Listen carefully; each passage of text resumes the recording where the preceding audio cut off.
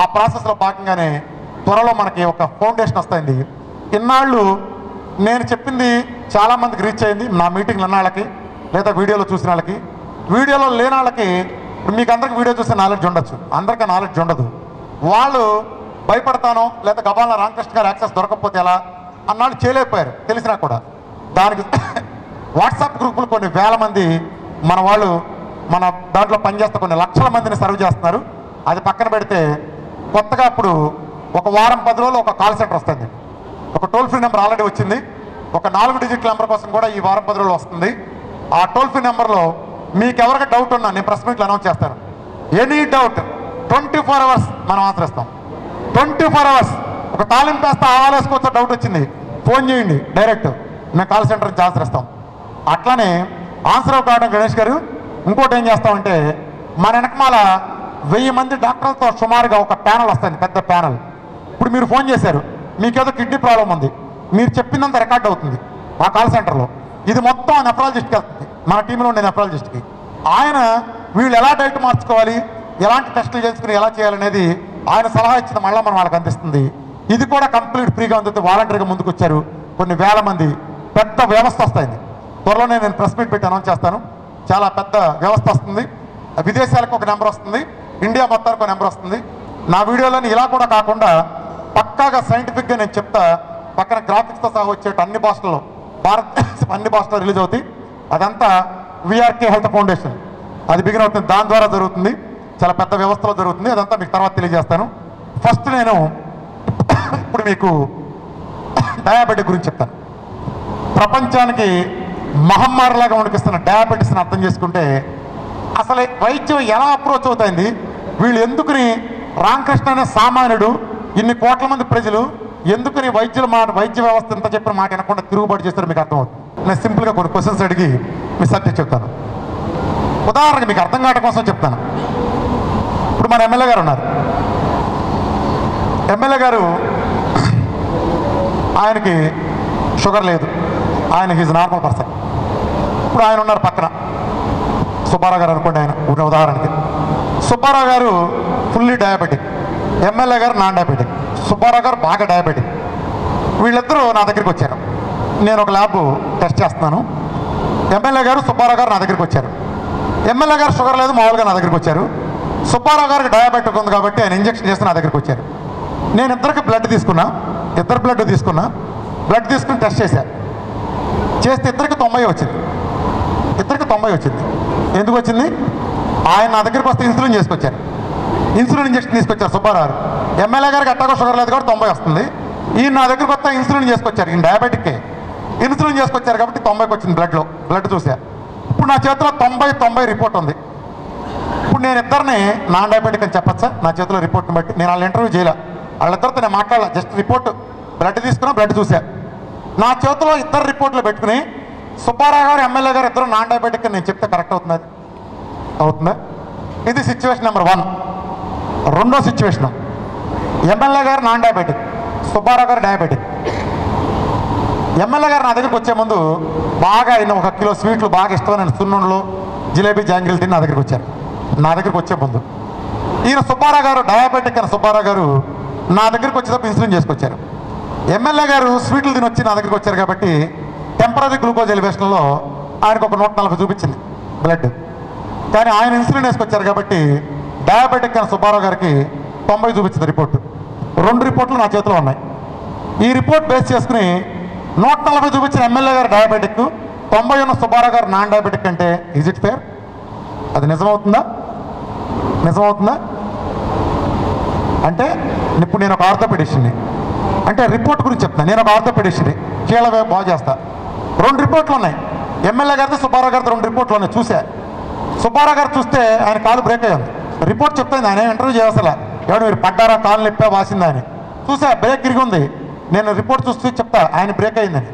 అడగవసరలా. MLA గారు చూసా చక్కగా ఉంది, ఆయన అడగవసరలా చెప్తా. నేను కార్డియాలజిస్ట్ని. ఎమ్మెల్యే గారు చూసా 2 బ్లాకులు కనిపిస్తున్నాయి, ఆయన బ్లాకులు చెప్తా. నేను ఎమ్మెల్యే గారిని ఆయాసం వస్తుందా, మీరు అది చేశారని అడగవసరలా. బ్లాకులు కనిపిస్తున్నాయి నాకు రిపోర్ట్లో. రిపోర్ట్ నాకు నిజం చెప్తాయింది. ఇప్పుడు మరి నాకు డయాబెటిక్ రిపోర్టు నిజం చెప్తాయింది, అబద్ధం చెప్తాయిందా? ఈ రిపోర్ట్ బేస్ చేసుకునే వైద్యం చేస్తే పరిస్థితి ఏంటి చెప్పండి? అంటే ఏంటి? డయాబెటిక్ కాని ఆయనేమో, డయాబెటిక్ ఉన్న ఆయనేమో 90 ఉన్నారు, డయాబెటిక్ లేనైనా టెంపరీగా స్వీట్లు తినొచ్చా 140 చూపించి, ఇప్పుడు నా చేతిలో 2 రిపోర్ట్లు ఉంటే నేను ఎలా నిర్ధారించాలి డయాబెటిక్? అర్థమైందండి? ప్రజల దగ్గర ఎంత కన్ఫ్యూజ్ చేస్తారో అర్థమైందా? ఇందులో వైద్య శాస్త్రం మన కళ్ళకు కట్టిన గంటలు ఏంటంటే, డయాబెటిక్ షుగర్ని బ్లడ్లో చూడటం ప్రపంచంలో వీళ్ళు చేసిన అతిపెద్ద కుంభకోణం. డయాబెటిక్ బ్లడ్లో చూడటం ప్రపంచంలో ఈ వైద్య శాస్త్రం చేసిన అతిపెద్ద కుంభకోణంలో భాగం. బ్లడ్లో షుగర్ చూసి దాన్ని బేస్గా వైద్యం చేయటం, దాన్ని బేస్గా వైద్యం చేయటం. ఇది ఏం చూడాలి? ఏం చూడాలంటే హెచ్బిఏవన్సీ, హెమోగ్లోబిన్ ఏవన్సీ అంటారు, దాన్ని ఏవన్సీ అంటారు యూఎస్లో. అట్లో హెచ్బిఏవన్సీ అంటే 3 నెలల యావరేజ్. రక్తంలో హెమోగ్లోబిన్కి షుగర్ ఉన్న 3 నెలల యావరేజ్. అది ఆ రిపోర్ట్ చూస్తే 140 షుగర్ ఉన్న ఎమ్మెల్యే గారికి 140 ఉన్నప్పటికీ హెచ్బిఏవన్సీ 5.5 ఉంటుంది. అందుకని ఈజ్ నాన్ డయాబెటిక్. సుబ్బారావు గారు 90 చూపించింది, కానీ బ్లడ్ షుగర్ 90 చూపించింది, ఆయన హెచ్బిఏవన్సీ 8 ఉంది, 8 9 ఉంది, అందుకని హీఈస్ డయాబెటిక్. అలా చెప్పాలి. ఏంటి ఇది? అందుకని డయాబెటిక్. ఇక్కడే ఒక మోసం. ఇక్కడ ఏం జరుగుతుందంటే, షుగర్ని చూసేది కుంభకోణం నేను చెప్పే కదా, బ్లడ్లో చూస్తారు కుంభకోణం. బ్లడ్లో అంటే షుగర్ కేవలం బ్లడ్లోనే కాదు, శరీరంలో ఉంటుంది. ఇక్కడ ఏం జరుగుతుందంటే, ఉదాహరణ చెప్తాను మీకు అర్థం కావడం కోసం. ఎమ్మెల్యే గారు ఒక ఆవుదోడ పెంచుకుంటున్నారు. ఆయనకు ఆవుదోడ అంటే బాగా ఇష్టం. ఆయన హాల్లో కూర్చొని టీవీ చూస్తున్న దూడ పక్కన ఉండాలని పక్కన సవరదేస్తా కూర్చుంటారు. ఇలా సవరదేస్తా టీవీ చూస్తాం. దూడ ముద్దే, ఆవుదోడ అందంగా ఉంటుంది, ముద్దే.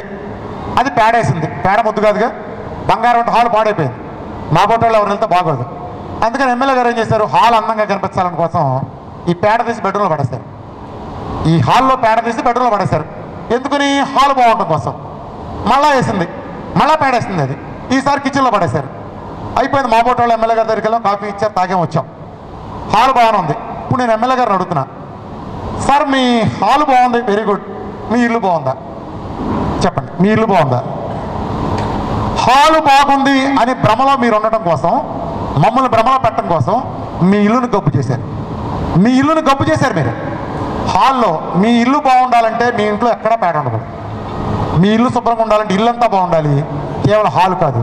అలానే గుర్తుపెట్టుకోండి, బ్లడ్ అనేది మన శరీరంలో కిడ్నీ ఉంది, కన్ను ఉంది, కాలు ఉంది, లివర్ ఉంది, ఇన్ని ఉంటే వీటిల్లో ఒక ఆర్గాన్, ఒక అవయవం అంటే లిక్విడ్, ఒక రకంగా ఆర్గాన్ అనుకోండి, లిక్విడ్ ఆర్గాన్ బ్లడ్. అంటే మీరు ఇప్పుడు సుబ్బారావు గారికి 300 షుగర్ ఉంది, బ్లడ్ షుగర్ 300 ఉంది. ఇప్పుడు ఆయనకు ఇన్సులిన్ చేశారు, 90కి వచ్చింది. ఎక్కడికి పోయిందా 200? ఎక్కడికి పోయిందా 200? సుబ్బారావు గారు కేవలం బ్లడ్లోంచి పోయిందా, కేవలం ఒంట్లోంచి వెళ్ళిపోయిందా? పేడ హాల్లోంచి వెళ్ళింది, ఎక్కడికి వెళ్ళింది? ఇంట్లోనే ఉంది, ఎక్కడికి వెళ్ళా. అట్లానే సుబ్బారావు గారి బ్లడ్లోంచి తరిమేసిన షుగర్ వెళ్ళి ఆయన కళ్ళ మీద కూర్చుంది. ఆయన కళ్ళ దగ్గర మైక్రోవాస్కులర్ నరాలు, కిడ్నీలు, కళ్ళు, నరాల వ్యవస్థ, మైక్రోవాస్కులర్ సిస్టంలో ఈ చిన్న చిన్న సూక్ష్మ రక్తనాళాలు అంటాం. ఇదే చేస్తుంటే షుగరు ఇక్కడి నుంచి తరిమేశారు కదా, ఈ బ్లడ్లోంచి తరిమేస్తే అక్కడ కూర్చుంటుంది. ఆ సూక్ష్మ రక్త కణాలు తినేస్తుంది, అది కుళ్ళిపోతాయి. ఒక దీన్ని తీసుకెళ్ళి అక్కడ పడేస్తే ఎలా కుళ్ళిపోతుందో అలా మీ నరాలు కుళ్ళిపోతాయి. అది వెళ్ళి కంటి మీద కూర్చుందనుకోండి, మీరు తోలి షుగరు కంటికి నరాల మెద నుంచి సప్లై చేస్తాయి. ఈ నరాల వ్యవస్థలో షుగర్ దూరుతుంది, ఆ కూర్చోదు, ఆ నరాలన్నీ కుళ్ళబెట్టేస్తుంది. ఆ నరాలు డ్యామేజ్ పోతుంది, కందిపోతుంది. డయాబెటిక్ రెటినోపతి మీ నరాల వ్యవస్థ మీద కూర్చుంది, నరాలు కుళ్ళిపోతున్నాయి, సూక్ష్మ నరాలన్నీ కుళ్ళిపోతున్నాయి. డయాబెటిక్ న్యూరోపతి, పక్షవాతం వచ్చి పడిపోతున్నారు. వెళ్ళి కాలు మీద కూర్చుంది, గ్యాంగ్రీన్ తీసేయాలంటున్నారు, మీకు కాలు నరికేయాలంటున్నారు, నిర్దాక్ష్యంగా నరకాలంటున్నారు, గ్యాంగ్రీన్. అలానే కిడ్నీ మీద కూర్చుంటే డయాబెటిక్ నెఫ్రోపతి, గుండె మీద కూర్చుంటే గుండె జబ్బులకి ప్రధాన కారణం డయాబెటిక్ హైపర్ టెన్షన్. ఈ రెండింటి కారణంగానే 100కి 70 మందికి గుండె జబ్బు వస్తాయి. ఈ రెండింటి కారణంగానే. కొలెస్ట్రాల్ కాదు, ఇదంతా పచ్చి అబద్ధం. ఎన్నాళ్ళు కొలెస్ట్రాల్ పేరుతో వీళ్ళు చెప్పింది మొత్తం పచ్చి దగ, ప్రపంచాన్ని అల్లిందంతా పెద్ద మోసం. ప్రపంచ చరిత్రలో మీరు తిరగేసిన లిస్టు తిరగండి.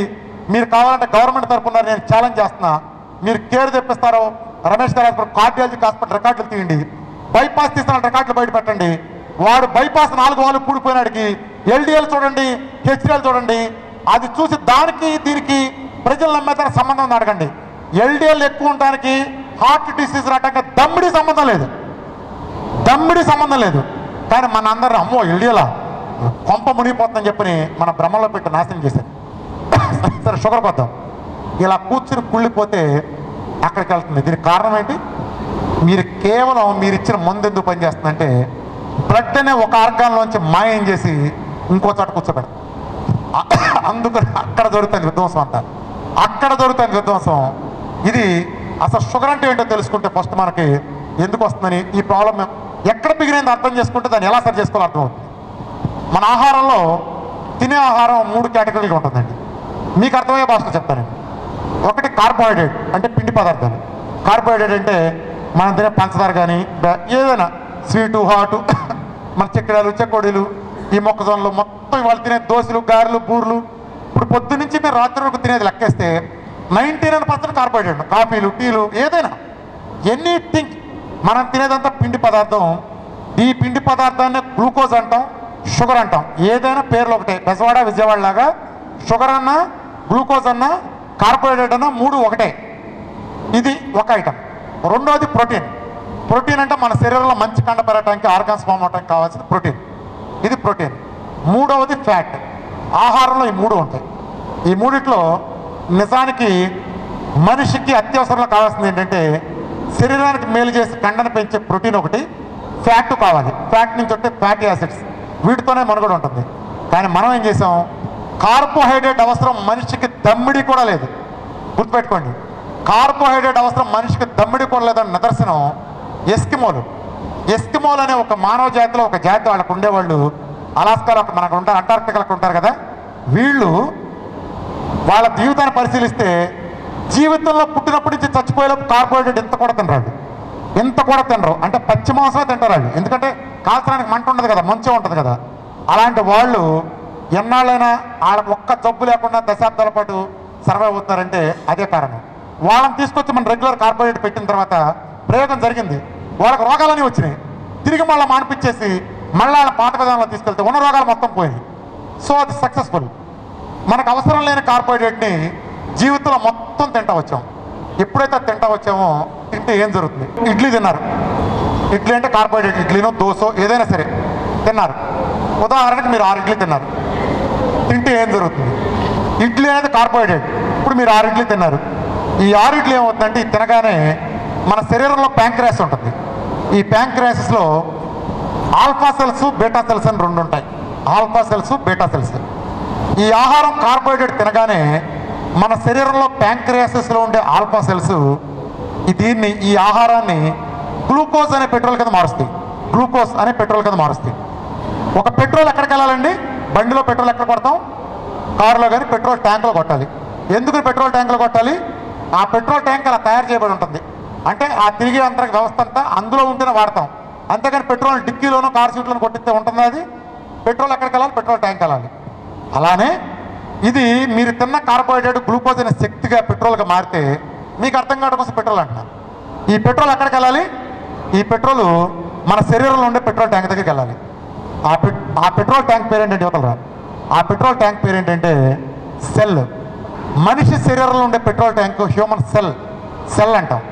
ఈ సెల్ ఎలా ఉంటుందంటే మీకు అర్థం కావడం వచ్చే ఒక కాయలాగా ఉంటుంది. ఒక కాయలాగా ఉంటుంది అనుకో, కాయ షేప్లో ఉంటుంది.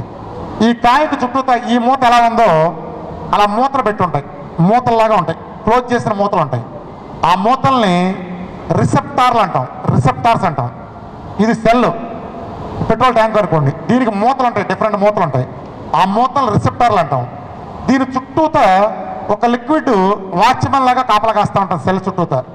ఈ లిక్విడ్ పేరు జాగ్రత్త గుర్తుంచుకోండి, హైడ్రాక్సీ కీటోన్స్. ఇక్కడ ఒక వాచ్మెన్ కాపలా కాస్తూ ఉంటాడు లిక్విడ్ ఈ సెల్ చుట్టూతా. ఆ వాచ్మెన్ పేరు హైడ్రాక్సీ కీటోన్స్. ఇది కాపలా కాస్తూ ఉంటుంది. కాపలా కాస్తే ఇప్పుడు ఈ గ్లూకోజ్ తయారవుతుంది కదా, ఈ మార్చిన గ్లూకోజ్ ఇడ్లీ తిన గ్లూకోజ్ అయింది. ఈ గ్లూకోజ్ సరాసరి వెళ్ళి సెల్ దగ్గరికి వెళ్తుంది, పెట్రోల్ ట్యాంక్ దగ్గరికి వెళ్తుంది. ఇది ఎలాంటిదంటే ఇప్పుడు ఎమ్మెల్యే గారింటికి ఎవడో ముక్కు మొహం తెలియనాడు వచ్చాడు. ఎమ్మెల్యే గారింటికి వచ్చాడు, ముక్కు మొహం తెలియనాడు. వాచ్మెన్ ఉంటాడు, వీడెవడో తెలియదు. ఈ గేట్ తీస్తాడా? ఈ గేట్ తీస్తాడా? తీయడు. అలానే ఇక్కడుండే లిక్విడ్ కాపలాదారుడైన హైడ్రాక్సీ కీటోన్స్ అనే లిక్విడ్ గ్లూకోజ్ వెళ్తే దీన్ని పట్టించుకోదు, దాది వీటి తెలియదు, రికగ్నైజ్ చేయదు. గ్లూకోజ్ని చూస్తే తలుపు తీయదు. ఈ గ్లూకోజ్ ఇక్కడ వెయిట్ చేస్తూ ఉంటుంది, ఇక్కడ వెయిట్ చేస్తుంది. ఈ వాచ్మెన్ ఇది లోపల పంపడం, మూత తీసి ఇది మూత తీసి లోపల పంపాలి. ఇది ఎలా చేయదు, ఇక్కడ వెయిట్ చేస్తాడు. ఇది ఇక్కడ వెయిట్ చేస్తూ ఉండగా, అంటే 6 ఇడ్లీ సరిపడా గ్లూకోజ్ ఇక్కడ వెయిట్ చేస్తూ ఉండగా శరీరంలో రెండోది ప్యాంక్రాసెస్లో ఉండే బీటా సెల్స్ రియాక్ట్ అవుతాయి. ఈ బీటా సెల్స్ శరీరంలో ప్యాంక్రాస్లో బీటా సెల్స్ అని ఉంటాయి. ఇక్కడ ఎంత గ్లూకోజ్ ఉందో సరిపడా పంపడానికి సరిపడా ఇన్సులిన్ తయారు చేసి ఈ ఇన్సులిన్ కూడా ఇక్కడికి వెళ్తుంది. ఇది ఎలాంటిదంటే ఎమ్మెల్యే గారు పిఏ రికమెండేషన్ లాంటిది అనుకోండి. వీడు బయట నుంచి ఉన్నాడు, వీడిని వాచ్మెన్ పంపించట్లా. ఈలోపు ఎమ్మెల్యే గారు పిఏ వచ్చి రారా లోపలికి అని చెప్పి మనాడాలి అని చెప్పి లోపలికి పంపిస్తే అప్పుడు తలుపు తీస్తాడుగా. అట్లా గ్లూకోజ్ని చూస్తే ఈ తలుపు తెరుచుకోదు. ఎప్పుడైతే గ్లూకోజ్ని చూసి ఈ ఇన్సులిన్ ఎక్కడికి వెళ్ళిందో ఇన్సులిన్ చూస్తే ఈ తలుపు తెరుచుకుంటుంది. ఈ ఇన్సులిన్ చూసి తలుపు తీస్తారు. ఈ తలుపు తీస్తే ఈ గ్లూకోజ్ ఇన్సులిన్ కలిపి సెల్లోకి వెళ్తాయి. అప్పుడు వెళ్తాయి. ఇది సెల్. పెట్రోల్కి పెట్రోల్ ట్యాంక్ ఎలా ఉంటుందో సెల్ కూడా ఒక కెపాసిటీ ఉంటుంది. ఇప్పుడు నేనున్నాను, 10 ఇడ్లీ కెపాసిటీ నా సెల్కి ఉండొచ్చు. ఇప్పుడు ఎమ్మెల్యే గారికి 6 ఇడ్లీ సరిపడా ఉండొచ్చు, మీకు 4 ఇడ్లీకి సరిపడా ఉండొచ్చు. ఈ ట్యాంక్ కెపాసిటీ ఇది ఇలా ఉంటుంది మామూలుగా. ఇట్లా ఇది గ్లూకోజ్ది ఇలా ఉంది కదా. ఫ్యాట్ తింటే ఏమవుతుందంటే, ఉదాహరణ చెప్తాను మీకు, కొంచెం తర్వాత తెలుస్తుంది. ఇలా ఉంది కదా, ఇలా చేస్తుంది కదా. ఇదే ఇప్పుడు నేను శరీరంలో 2 మెటబాలిజంలు ఉంటాయండి. మనిషి శరీరం 2 మెటబాలిజం పనిచేస్తుంది. అంటే ఇప్పుడు ఉదాహరణకు ఒక కారు ఉంది. కారు పెట్రోల్ మీద నడుస్తుంది, అదే కారు గ్యాస్ మీద కూడా నడుస్తుంది కదా. 2 టెక్నాలజీ మీద చేస్తారు. ఒకే కారుని పెట్రోల్ బయటకు వెళ్తే గ్యాస్ మార్చుకునే విధంగా ఎలా తయారు చేస్తారో మనిషి శరీరం కూడా 2 రకాల ఆయిల్స్ మీద నడుస్తుంది. ఒకటి గ్లూకోజ్ మీద నడుస్తుంది. రెండోది ఉంది, అది ఫ్యాట్ మెటబాలిజం కూడా నడుస్తుంది. కానీ మనం నడపం అంటాడా, సాలెడ్ కూడా లోపలికి సారన్నారు లోపలికి చెప్తాడు, అంతే కదా. అట్లానే కీటోన్స్ రాగానే ఇది కీటోన్స్ కాబట్టి చక్కగా దీన్ని చూడగానే తలుపు తీసి లోపల పంపించేస్తాడు దీన్ని. ఇది ఎప్పుడైతే నేరుగా లోపలికి వెళ్ళిందో ఇన్సులిన్ రావాల్సిన పని ఉందా? సరే, ఫ్యాట్ గురించి తర్వాత వెళ్దాం. ఇక్కడ ఏం జరుగుతుందంటే, ఇది మనిషిలో సిస్టమ్ ఎలా ఉంటుంది, అలానే మన శరీరంలో కూడా కొన్ని పొరపాట్లు జరుగుతాయి. మన శరీరంలో మనం కాపాడటానికి ఒక రక్షణ వ్యవస్థ ఉంటుంది. దాన్ని ఆటో ఇమ్యూన్ సిస్టమ్ అంటాం. అది నిరంతరం మన తినే ఫుడ్ నుంచి, విషయాల నుంచి మనం కాపాడుతూ ఉంటుంది. అదేం చేస్తుందంటే ఒక్కోసారి పొరపాటు పడి, ఇప్పుడు నేను ప్యాంక్రాసెస్లో బీటా సెల్స్ ఉన్నాయి కదా, గ్లూకోజ్ అక్కడ కూర్చోగానే నా బీటా సెల్స్ ఇన్సులిన్ తయారు చేస్తున్నాయి కదా. దీన్ని తప్పుగా అర్థం చేసుకుని మన ఆటో ఇమ్యూన్ సిస్టమ్, మన రక్షణ వ్యవస్థ ఏం చేస్తుందంటే నా శరీరంలో ప్యాంక్రాస్ లాంటి బీటా సెల్స్ని చంపేస్తుంది. ఎప్పుడైతే బీటా సెల్స్ చచ్చిపోయినాయో ఇన్సులిన్ ప్రొడక్షన్ ఉంటుందా? ఉండదు. అప్పుడు ఏం జరుగుతుందంటే, మీరు ఇడ్లీ తింటారు, కార్బోహైడ్రేట్, ఇది గ్లూకోజ్ కింద మారుస్తుంది. ఆల్ఫా సెల్స్ బాగున్నాయి కాబట్టి ఈ గ్లూకోజ్ వెళ్ళి ఇక్కడ కూర్చుంది. ఇక్కడ ఏమైంది, ప్యాంక్రాస్లో బీటా సెల్స్ చచ్చిపోయినాయి. ఇన్సులిన్ ప్రొడక్షన్ ఉందా? 0. ఇన్సులిన్ లేదు. ఇక్కడే ఉంది, వెయిట్ చేస్తాయండి. ఇన్సులిన్ ఇది గ్లూకోజ్ లోపలికి వెళ్తేనే మన బండి పని చేస్తుంది. ఇందులోకి వెళ్తేనే కదా మన శరీరానికి శక్తి వాడేది. బయట అంటే బ్లడ్లో ఉన్నట్టు. ఇది ఇక్కడ ఉంటుంది, బయట బాగా తింటాం, కానీ లోపలికి వెళ్ళకపోతే శరీరానికి అందదు కాబట్టి ఇతను మళ్ళా తింటాడు. ఈ గ్లూకోజ్ బయట చేరుతుంది. ఇలా చేరి ఈ గ్లూకోజ్ ఎక్కువ ఇన్సులిన్ లేకపోతే అతను చనిపోతాడు. దీన్ని టైప్ 1 అంటాం. టైప్ 1 డయాబెటిక్లో 2 రకాలు ఉన్నాయి కదా. టైప్ 1 జువైనల్ డయాబెటీస్ అంటారు. పిల్లలకి ఎక్కువగా చిన్నపిల్లల దగ్గర నుంచి 18 ఏళ్ళ లోపు వస్తుంది, ఎక్కువ 6-7 ఏళ్ల వయసులో వస్తుంది. ఇది దురదృష్టం, ఇది విధి శాపం. వీళ్ళ ప్రాబ్లం ఏంటంటే ఇన్సులిన్ ఉత్పత్తి లేదు. ఎందుకంటే ప్యాంక్రాస్లో బీటా సెల్స్ చనిపోయినాయి కాబట్టి. ఇన్సులిన్ లేకపోతే గ్లూకోజ్ దాంట్లోకి వెళ్ళదు కాబట్టి చచ్చినట్టు ఈ గ్లూకోజ్ లోపలికి వెళ్ళడం కోసం ఇన్సులిన్ ఇంజెక్షన్ చేయాల్సిందే. అలా ఇన్సులిన్ ఇంజెక్షన్ చేస్తారు. ఇది టైప్ 1. అర్థమైందండి? టైప్ 1 అంటే ఏంటో. టైప్ 1 అంటే ఇన్సులిన్ లేకపోవడం, ప్యాంక్రాస్ లేదు కాబట్టి, ఇన్సులిన్ లేదు కాబట్టి ఈ గ్లూకోజ్ సెల్లోకి వెళ్ళాలంటే చచ్చినట్టు ఇన్సులిన్ చేయాల్సిందే. ఇది టైప్ 1. ఇప్పుడు ప్రపంచాన్ని వణికించిన విషాద కథ మనందరి కథ టైప్ 2 గురించి చెప్తా. దీని భాగవతం చెప్తా.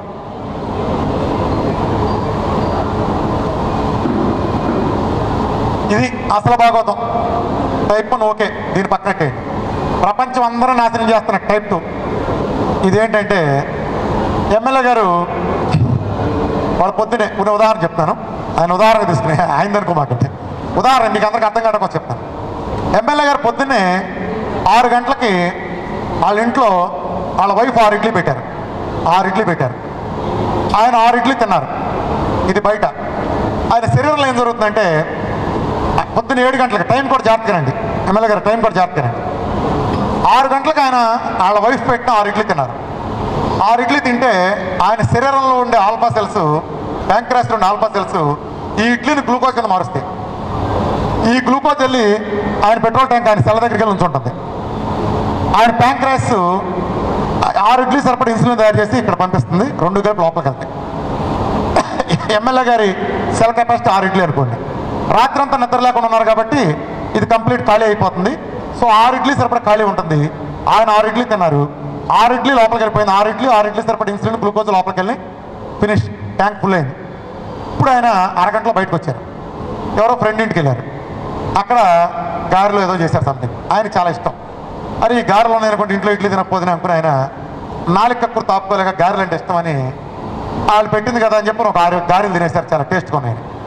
అరగంట గ్యాప్లో 7:30కి 7 గంటలకు ఇడ్లీ తిన్నారు. ఫుల్ అయిపోయింది, సెల్ ఫుల్ అయింది. ఇప్పుడు ఆయన కేవలం 4 కక్కులు పడి బాగున్నాయి అని చెప్పని 6 గారెలు తిన్నారు. ఇది బయట. లోపల ఏం జరుగుతుంది? ఆయన ప్యాంక్రాస్లో ఉండే ఆల్ఫా సెల్స్ ఈ గారెల్ని 6 గారెలు గ్లూకోజ్గా మారుస్తాయి. ఈ గారె గ్లూకోజ్ ఏం చేస్తుందంటే మళ్ళీ వీళ్ళ సెల్ దగ్గర ఉంచుంటుంది. చక్కగా పనిచేస్తున్నాయి ప్యాంక్రాసిస్లో బీటా సెల్స్. అరగంట గ్యాప్లోనే సెకండ్ సెట్ ఆఫ్ ఇన్సులిన్ 6 గారెలు సరిపడా చేసి ఇక్కడ పెడుతుంది. 7:30 కల్లా ఇది సిచ్యువేషన్. సినిమా ఎక్కడ దాకా బాగుంది. ఇప్పుడు ఈ గారెలు నిజానికి ఈ గ్లూకోజ్ ఎక్కడికి వెళ్ళాలి? లోపలికి వెళ్ళాలి, సెల్లోకి వెళ్ళాలి కదా. పెట్రోల్ వెళ్తుందా? ట్యాంకులో అరగంట క్రితమేగా మనం శుభ్రంగా ట్యాంక్ నింపాం. కారులో పెట్రోల్ కొట్టి పెట్టాం, అక్కడే పార్కింగ్లో ఉంది, బయటకు వెళ్ళలేదు. మనం మళ్ళీ పెట్రోల్ కొట్టి తీసుకుంటుందా? అరగంట క్రితం నింపి పెట్టాం ట్యాంకుని. ఇప్పుడు మనం ఏదో నోటు పక్కుర్తి పడి మన గారెలు తింటే ఈ గారె లోపలికి వెళ్తుందా? వెళ్ళదు. ఇది అప్పుడు బయట ఉంటుంది చూసారా? బయట ఉంటుంది చూసారా? ఈ గ్లూకోజే మన బ్లడ్లో కనిపించే గ్లూకోజ్. సెల్లోకి వెళ్ళటానికి లేకుండా నిజానికి ఈతలు. నిజానికి ఈ సెల్ విధి ఏంటంటే ఇన్సులిన్ చెప్తే చచ్చినట్టు సెల్ పనిచేయాలి. ఇన్సులిన్ చెప్పిన మాట కిక్కులు మనకుండా సెల్ వినాలి. ఇన్సులిన్ మాటే వింటుంది. కిడ్నీ చెప్పింది, బ్రెయిన్ చెప్పింది వినదు. కానీ ఇన్సులిన్ చెప్పిన వెళ్ళలేని పరిస్థితి వస్తుంది. ఇది ఎలాంటిదంటే మీ ఇంట్లో పనమ్మాయి ఉంది. పనమ్మాయిని అంటులు తోమన్నారు, తోమింది. బట్టలు కొందమన్నారు, గుంజింది. 3వ అంతస్తుకి దూకమన్నారు, దూకుతున్నా? ఏ బట్టలు గుంజిందిగా, అంటులు తోమిందిగా, బాబాయ్కి ఎందుకు దూకదు? దూకమని ప్రశ్న చేస్తున్నారు. ఏం జరుగుతున్నప్పుడు దూకగలదా?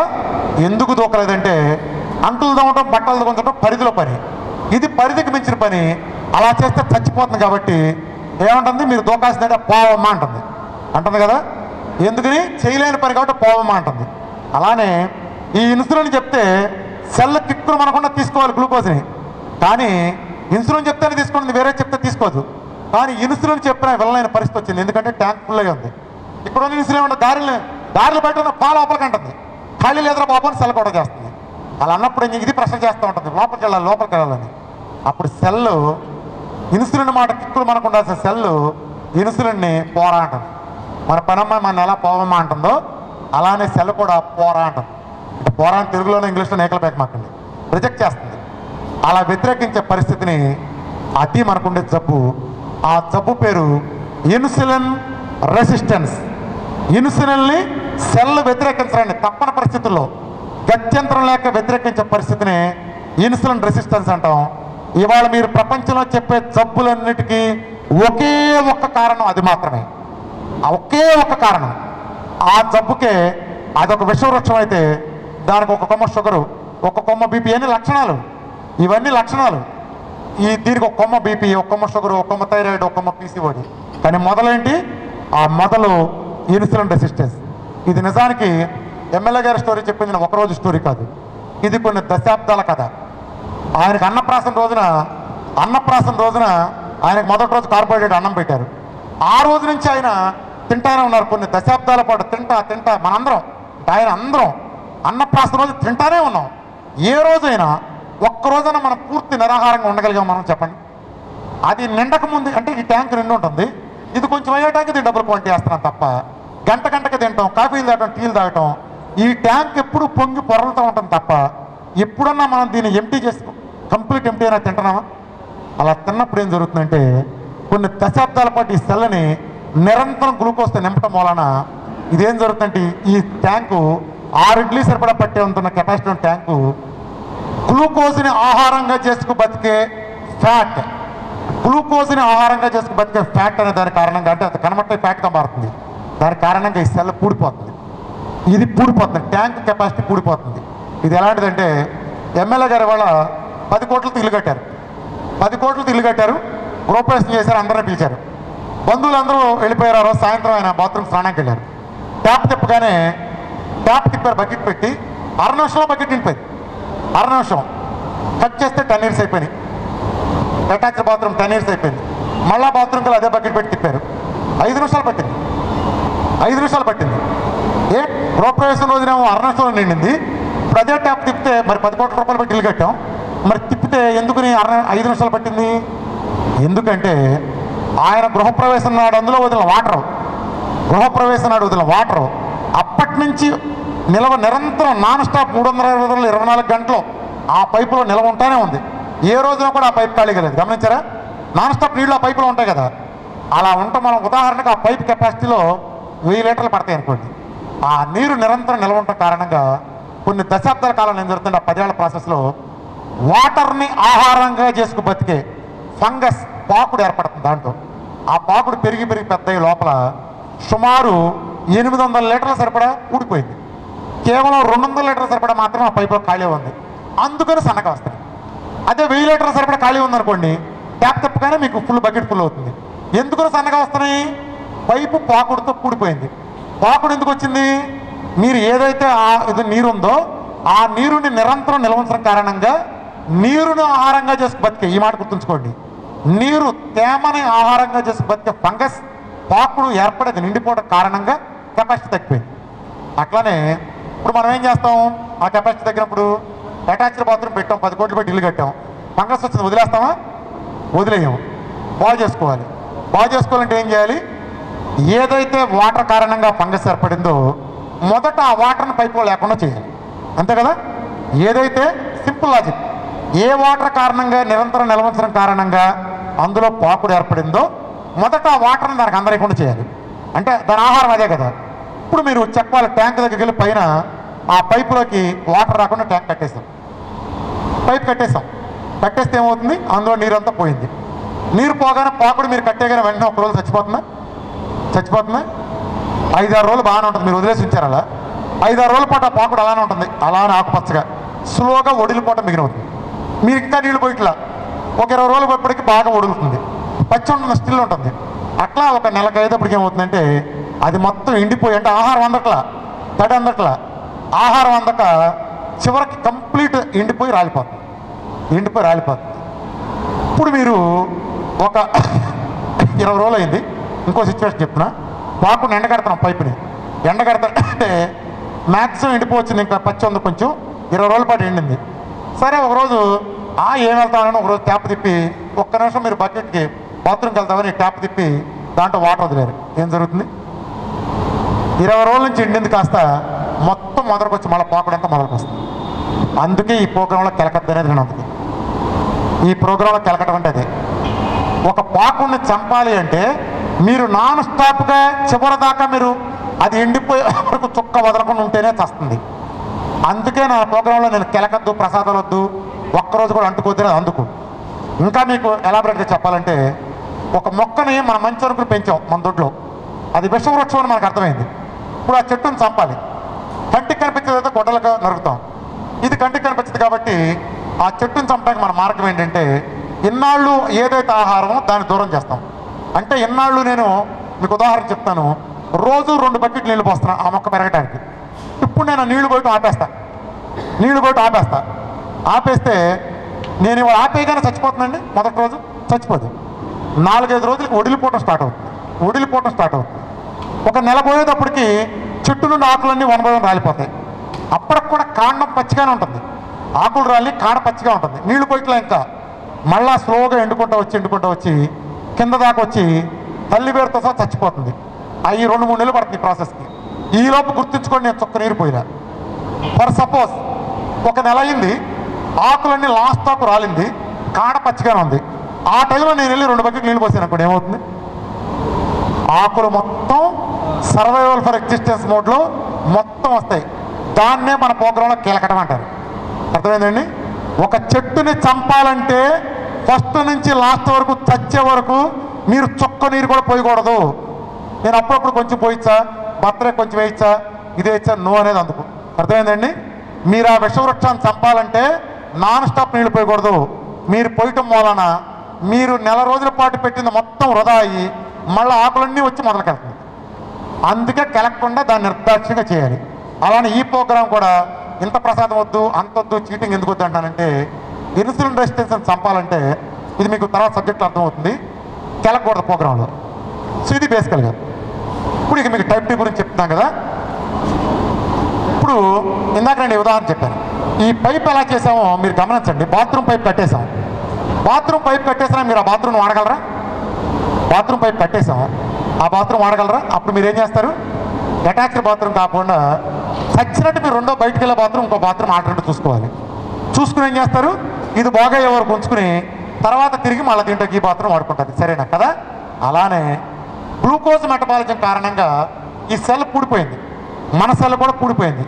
ఈ సెల్ పూడిపోవడం వల్ల ఏమవుతుందంటే మనం దీన్ని సరిచేయాలంటే దీన్ని సరిచేసే వరకు దీన్ని వాడలేము, అదే గ్లూకోజ్ని వాడలేము. ఏదైతే బాత్రూమ్ సరి చేసేటప్పుడు మనం ఆ బాత్రూమ్ వాడలేమో ఈ గ్లూకోజ్ మెటబాలిజం కారణంగా సెల్ పూడిపోయింది. కాబట్టి ఈ గ్లూకోజ్ని వాడినంతకాలం సరికాదు, మెటబాలిజం మారిస్తేనే సాధ్యపడుతుంది. కాబట్టి ప్రకృతి మనకిచ్చిన రెండో మెటబాలిజం మన ఎన్నాళ్ళు వాట్ల దాన్ని బయట తీసాం. ఆ మెటబాలిజం ఫ్యాట్ మెటబాలిజం, ఆ ఫ్యాట్ మెటబాలిజం నేను బయట తీస్తున్నాను. ఇప్పుడు మీకు మళ్ళీ కమింగ్ టు షుగర్ దగ్గరికి వస్తాను. ఇందాక నేను మీకు షుగర్ గురించి చెప్పాను. ఏం జరుగుతుంది ఇప్పుడు మీకు ఇందాక చెప్పా, ఆయన తిన్నారు షుగరు, ఇది సెల్ పూడిపోయింది ఇదని చెప్పాను. బయటకు వచ్చేస్తాం షుగరు. ఏం జరుగుతుందంటే షుగర్లో దశాబ్దాల ప్రాసెస్గా ఇందాక నేను మీకు చెప్పిన స్టోరీనే ఎమ్మెల్యే గారు 5-6 దశాబ్దాల పాటు ఇలా తిని ఉండటం వల్ల ఆయన సెల్ పూడిపోయింది. ఈ గ్లూకోజ్తో పూడిపోయింది. 6 ఇడ్లీ పట్టాల్సిన ఆయన సెల్లు, ఆయన కెపాసిటీ 4 ఇడ్లీ సరిపడా పూడిపోయి 2 ఇడ్లీ సరిపడా కెపాసిటీనే ఉంది. ఇది ప్రజెంట్ ఆయన సిచ్యువేషన్. అంటే ఉదాహరణ మీకు అర్థం కావడం చెప్తున్నాను. అర్థమైందండి ఎందుకు పూడిపోతుందో? ఇలా గ్లూకోజ్ నుంచి వచ్చిన పదార్థం ఫ్యాట్ అనే దాంతో ఈ సెల్ పూడిపోయింది. నిజానికి 6 ఇడ్లీ కెపాసిటీ, కానీ ఆయన ప్రజెంట్ కెపాసిటీ 2 ఇడ్లీనే ఉంది. ఇప్పుడు నేను ఇందాక చెప్పిన ఉదాహరణని మళ్ళీ రివైజర్ వెర్షన్లో చెప్తాను. ఏం జరుగుతుందో చూడండి. ఎమ్మెల్యే గారు 6 గంటలకి 7 గంటలకి వాళ్ళ వైఫ్ పెట్టిన 6 ఇడ్లీ తిన్నారు. 6 ఇడ్లీ గ్లూకోజ్గా మారింది. ఈ గ్లూకోజ్ ఇక్కడికి వెళ్ళింది. ఆయన ప్యాంక్రాస్ 6 ఇడ్లీ సరిపడా గ్లూకోజ్ తయారు చేసి ఇక్కడికి పంపించింది. కానీ ఇప్పుడు ఎమ్మెల్యే గారి కెపాసిటీ ఎంత? ట్యాంక్ కెపాసిటీ 4 ఇడ్లీ పూడిపోయి 2 ఇడ్లీనే ఉంది. ఈ మూత తెరుచుకుంది 4 ఇడ్లీ సరిపడా పూడిపోయింది. ఈ ట్యాంక్ కెపాసిటీ ఎంత? Reviser capacity 2 ఇడ్లీనే. ఆయన ఎన్ని ఇడ్లీ తిన్నారు? 6 ఇడ్లీ తిన్నారు. ఈ లోపలికి ఎంత వెళ్తుంది? 2 ఇడ్లీనే వెళ్తుంది లోపలికి. ఇది పూడిపోయింది కదా, కెపాసిటీ లేదు కదా, ఇక్కడ దాకా ఉంది. ఇప్పుడు ఆయన 6 ఇడ్లీ తింటే 2 ఇడ్లీ సరిపడా ఇన్సులిన్, 2 ఇడ్లీ సరిపడా గ్లూకోజ్ లోపలికి వెళ్ళి 4 ఇడ్లీ సరిపడా గ్లూకోజు, 4 ఇడ్లీ సరిపడా ఇన్సులిన్ బయట ఉండిపోయింది. ఇప్పుడు ఆయన 7:30కి గారెలు తిన్నారు. గారెలు తింటే గారెలు సరిపడా గ్లూకోజ్ ఉంది, గారెలు సరిపడా ఇన్సులిన్ ఉంది. అది లోపలికి వెళ్తుంది. ఇందాకదే వెళ్ళలేదు, ఇప్పుడు అసలు వెళ్ళదు కదా. 7:30కి ఈయన సిచ్యువేషన్ ఏంటి? సెల్ బయట ఏముంది? ఆల్రెడీ 4 ఇడ్లీ సరిపడా గ్లూకోజు, 6 గారెలు సరిపడా glucose, same equal amount of insulin ఉంది కదా. వెళ్ళకుండా సెల్ లోపలేమో 2 ఇడ్లీ సరిపడా ఉంది.